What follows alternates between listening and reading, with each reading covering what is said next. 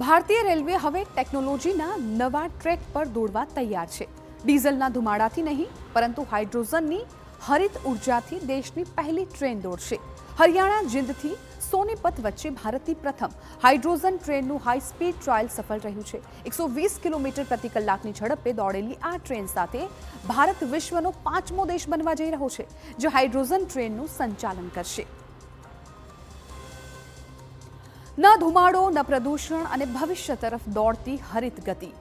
ભારતીય રેલવેના ઇતિહાસમાં હવે એક નવા યુગની શરૂઆત થવા જઈ રહી છે। દેશની પ્રથમ હાઇડ્રોજન ટ્રેને પોતાના અંતિમ હાઈ સ્પીડ ટ્રાયલમાં સફળતા મેળવી છે। હરિયાણાના જીંદથી સોનીપત વચ્ચે થયેલા આ પરીક્ષણ દરમિયાન ટ્રેને 120 કિલોમીટર પ્રતિ કલાકની મહત્તમ ઝડપ હાંસલ કરી। આ સફળ ટ્રાયલ ભારતીય રેલવે માટે ગ્રીન ટેકનોલોજી તરફનું મહત્વપૂર્ણ પગલું માનવામાં આવી રહ્યું છે। આ માત્ર એક નવી ટ્રેન નથી પરંતુ પર્યાવરણ પ્રત્યે ભારતની નવી વિચારસરણી છે। ટ્રાયલ દરમિયાન ટ્રેનને જીંદ સ્ટેશનથી રવાના કરવામાં આવી જ્યાં રેલવેના અધિકારીઓ સતત તેની ગતિ, કામગીરી અને તમામ ટેકનિકલ માપદંડો પર નજર રાખી રહ્યા હતા। આ સફળ પરીક્ષણ બાદ હવે કેટલીક અંતિમ પ્રક્રિયાઓ પૂર્ણ કરવામાં આવશે અને ત્યારબાદ ટ્રેન સામાન્ય મુસાફરો માટે શરૂ કરવામાં આવશે।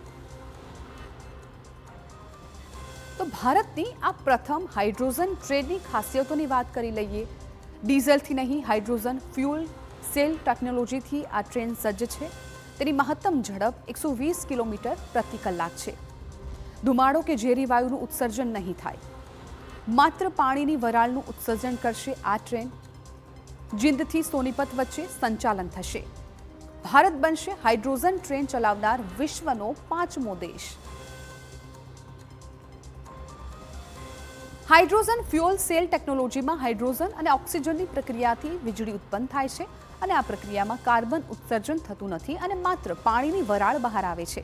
એટલે કે આ ટ્રેન પર્યાવરણ માટે વધુ સુરક્ષિત અને સ્વચ્છ વિકલ્પ સાબિત થશે।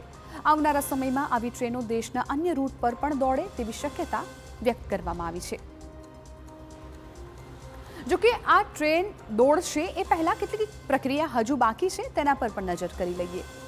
અંતિમ ટેકનિકલ મંજૂરી બાકી છે, સુરક્ષા સંબંધિત પ્રક્રિયાઓ છે તેનું ખાસ ધ્યાન રાખવામાં આવી રહ્યું છે। સમયપત્રકની જાહેરાત પણ કરવામાં આવશે, હજુ સુધી જાહેરાત નથી થઈ। ટિકિટના દરની જાહેરાત પણ બાકી છે કે કેટલો દર રાખવામાં આવશે। ખાસ તો મુસાફરો માટે સત્તાવાર સેવા શરૂ કરવાની તારીખ છે એ પણ નક્કી કરવાની બાકી છે। હાલ સરકાર તરફથી ટિકિટના દર કે સેવા શરૂ કરવાની તારીખ અંગે કોઈ સત્તાવાર જાહેરાત કરવામાં નથી આવી, પરંતુ સફળ ટ્રાયલ બાદ એટલું સ્પષ્ટ થઈ ગયું છે કે ભારતીય રેલવે હવે ગ્રીન એનર્જીના નવા યુગમાં પ્રવેશી રહી છે। હાઇડ્રોજન ટ્રેન માત્ર પરિવહનનું સાધન નથી પરંતુ સ્વચ્છ અને ટકાઉ ભારત તરફનું એક મોટું પગલું સાબિત થશે।